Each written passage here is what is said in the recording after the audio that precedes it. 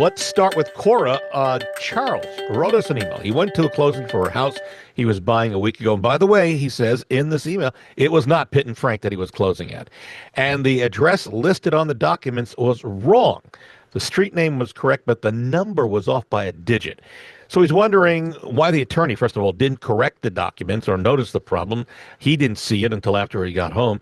He's also wondering if he still owns the house, and is there a problem with what he now needs to do, and he doesn't know what he needs to do. Cora?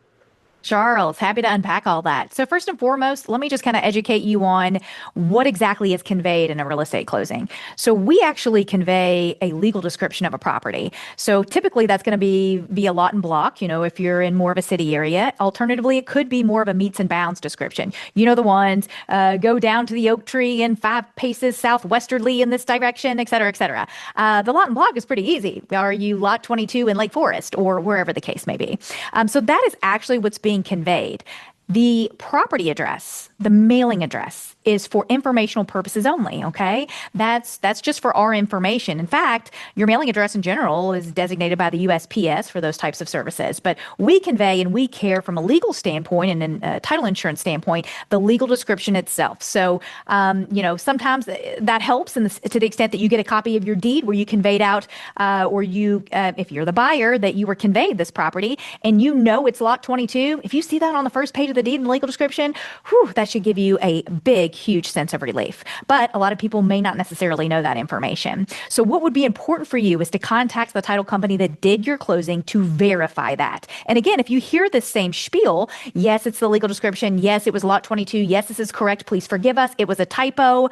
Then understand that as such. Now, I hope best case, it's just a typo. It was maybe a misstroke on a key and it was just off by 1 digit. Okay. Best case scenario. Does that unravel or undo anything from a legality standpoint in your closing? Absolutely not. For the reasons I just told you, that legal description controls. But here's also another thought that I want to get through here is the title company and the lender as well, and how they send out the appraiser and all the things, go off what's in the sales contract.